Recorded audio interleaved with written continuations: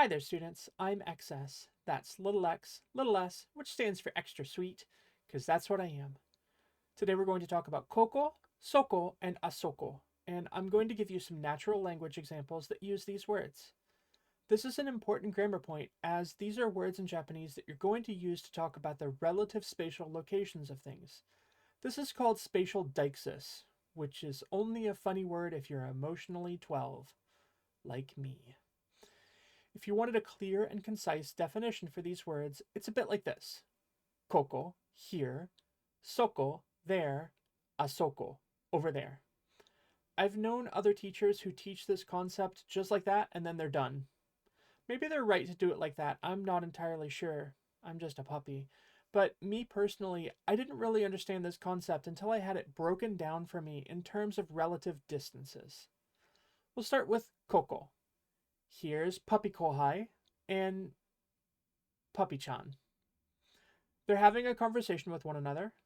Puppy Kohai is talking about locations near him, and he uses the phrase, Koko wa urusai ne. Koko in this case means here, and we'll talk in a moment about the specifics.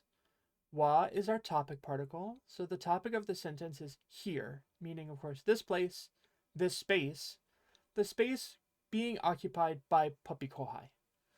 Urusai is an adjective meaning noisy or loud, usually in a way that's bothersome. It definitely has a bit of a negative connotation. And in the end of our sentence, we have ne, which is an agreement sentence ending particle. Ne is used by the speaker to invite the listener to agree with what they just said. Let's define our terms here. Speaker is the one saying the phrase. Here it's Puppy Kohai. Listener is the one hearing the phrase. Here it's Puppy-chan. Now, in the case of Koko, the area that we're talking about is the space around Puppy Kohai because he's the speaker. It can include Puppy-chan because they might be sharing the same space or they might not be. But specifically, it's that space immediately accessible to Puppy Kohai. It could be a room, a building, a field out in the open. It could even be a city or a country. But it's relatively Puppy Kohai's space. Well, what if we change the sentence slightly? What if Puppy Kohai says, Soko wa urusai ne? Well, in that case, Puppy Kohai is specifically referring to the space around Puppy-chan, but usually not the space around himself. Maybe he's shouting this from far away and it's loud over where Puppy-chan is, but not necessarily near himself. Or maybe they're on the phone and he hears that it's particularly loud where she is. Soko then means there, the space around the listener. It doesn't often include the space around the speaker. One more. If you know any Spanish grammar, you might already be expecting this.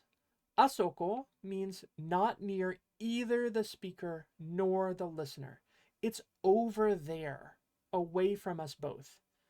Maybe Puppy Kohai and Puppy-chan were walking together and they hear some rumpus happening down the street. In that case, Asoko would be appropriate.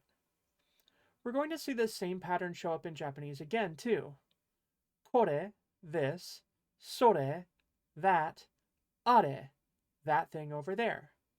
We'll use this similar pattern with these three words to talk about this, near me, that, near you, and that thing way over there, away from us both. And also we have kono, this; sono, that; ano, that thing over there. This is also a similar pattern that forms the pre-noun adjectival forms of these words so that you can use them in cases like this. Kono mizu wa muzui desu. This water is nasty. Sono mizu wa mazui desu. That water is nasty. Ano mizu wa mazui desu. That water over there is nasty. Before we're done with this grammar point, one more thing that I'll touch on. When I'm translating, I frequently see Koko used in a way that originally confused me. Koko can sometimes be used as being in a way somewhat synonymous with us, specifically in cases like our company. So you might say a sentence like, Koko no kaisha wa yuumei desu ne. it probably goes without saying, but translating this as this here company is famous is a mistake. So we have our sentence, Koko no kaisha wa yume desu ne. So Koko no kaisha is this company, wa is our topic marker, yume is famous, and then the desu ne is isn't it. Again, it's that ne that's kind of inviting the listener to agree. In this case, for a sentence like this, I'm probably going to translate Koko not as here, but as this, like this company, or even in some cases, we, as in we are a famous company. Sono too can be a little bit slippery.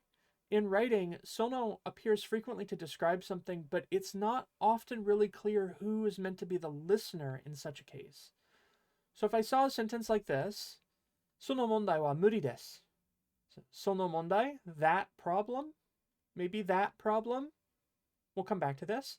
Wa is our topic marker, yeah? Muri means impossible, can't be solved, cannot do it. It's impossible to deal with. And then we have our copula des. So if I saw this sentence, I would be forced to wonder, that problem is from whose perspective? Who is the listener for that problem? Is it me as the reader of the sentence? And if so, how does the writer, who is the speaker, know where my sphere is? How do they define sono, in this case, for me, the reader? Well, it takes a bit of context to figure this out. But in a case like this, I'm actually more than likely going to translate this sentence as, it is an impossible problem, rather than that problem is impossible. The point is that Japanese sometimes enjoys being a little bit flexible with words like Koko, Soko, and Asoko. But as long as you remember that ko words mean the area around the speaker, so words mean the area around the listener, and a words mean the area away from us both, then you're probably good to go. By the way, are you curious why Japanese and Spanish both have a similar grammatical feature that distinguishes spaces into three relative distances like this? Me too. I have to wonder if it has anything to do with the long history of contact shared between Japan and Portugal, although I must admit I don't know for sure. I guess even a Puppy-Sensei is always learning new things. Alright, that's it for me. See you next week for another grammar drop. Lead with love, everybody. I've been Excess. See you later. Mata raishu.